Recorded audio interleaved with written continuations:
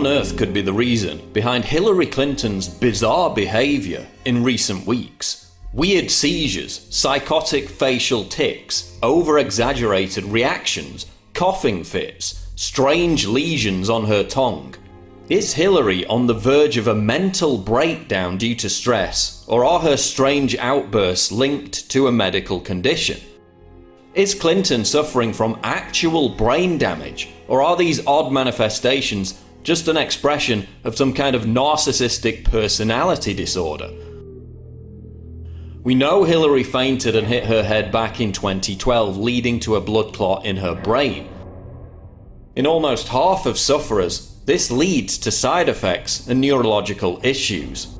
Experts told me that this footage likely shows Hillary having a mild Jacksonian type of seizure caused by a side effect of the blood clot. Notice how shocked the reporter is by her behavior, and how Hillary tries to turn it into a joke, but then continues having the seizure. Notice how it was triggered by several different people talking to her at once, which is a known cause of seizures. Is this why Hillary refuses to give press conferences? We see similar traits in this footage: the crazy eye movements, the overreaction to external stimuli, difficulty swallowing, choking, a garbled voice, again all side effects of strokes. Guess what else is a side effect of strokes? Spontaneous outbursts of laughter that go on for longer than is socially comfortable. Hearing about your damn emails. But there are a lot of people who are not. Well. Including... Some aspects of Hillary's freakish behavior could be explained by the blood clot, but others could be a manifestation of her notoriously unstable personality and even drug abuse. Her sudden, profound, and disproportionate bouts of rage, confirmed by former Secret Service agents and her own campaign insiders.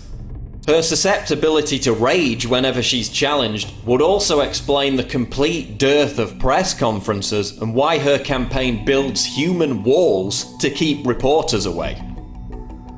Hillary is also likely on the autism spectrum. She has virtually no empathy for other people.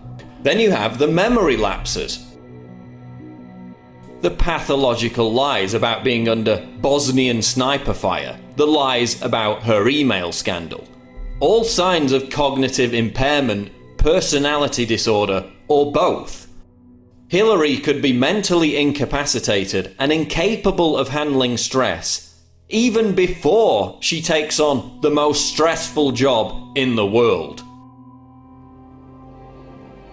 You, as a truly educated expert, 6 months a few years ago disappearing into this brain tumor specialist facility, all the bizarre behavior, her obviously degenerating, acting so angry, looking disoriented, having many seizures, looking at her just in the videos you see online, if you saw that of a layperson, what would you say is wrong with them? I would say that she has a occult brain tumor, either glioblastoma, or that she has possibly an onset of Alzheimer's because of thrombosis to the brain. She has a well-known history of having concussions, not just one concussion, but concussions in 1998, 2009, and a major concussion 2012. Which means that she has an ongoing post-concussion syndrome and or a glioblastoma or an onset of dementia or all three. Now we have a case where you have complete sociopathy. You have lies upon lies. There's no question her personality is one of a complete sociopath. It clearly said to me that Hillary at this point is not qualified physically, mentally, or emotionally to be the President of the United States.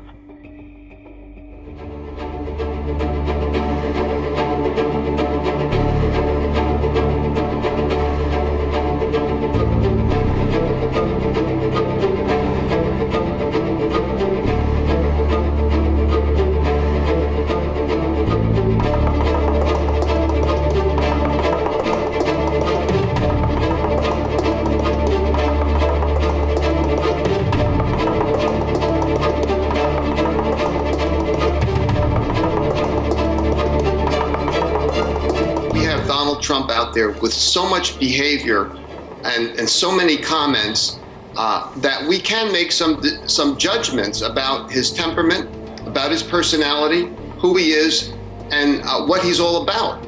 And what I see is a lot of instability. I see a guy who's not consistent.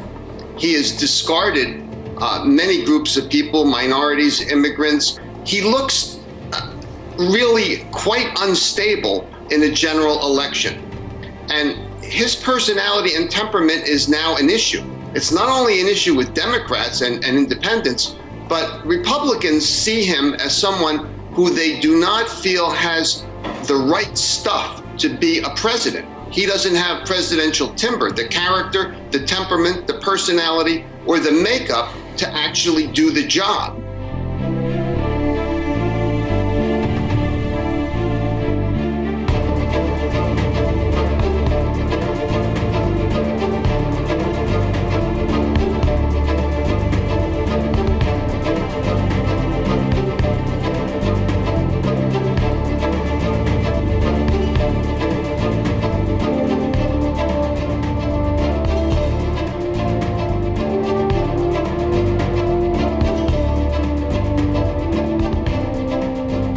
We have the elections coming up in November, and we know that the powers that be, they want a certain candidate in power.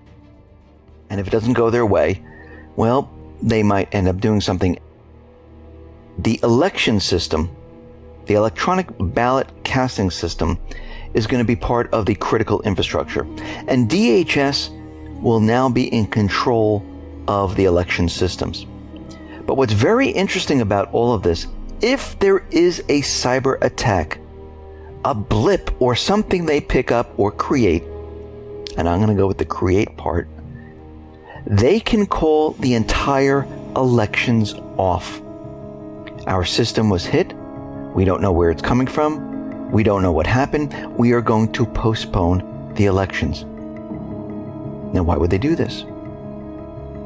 If they do not see the elections going in the way they want, and they don't have the ability to manipulate the way they want it to be manipulated, because remember, if there's too much of a spread, it's going to really look odd, strange, and people are going to catch on saying, well, okay, wait a minute.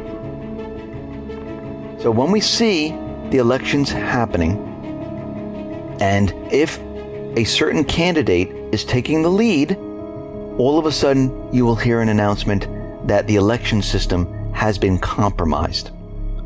So this is something that we need to watch, and we need to be aware of what is going on, because we can see this is part of their plan.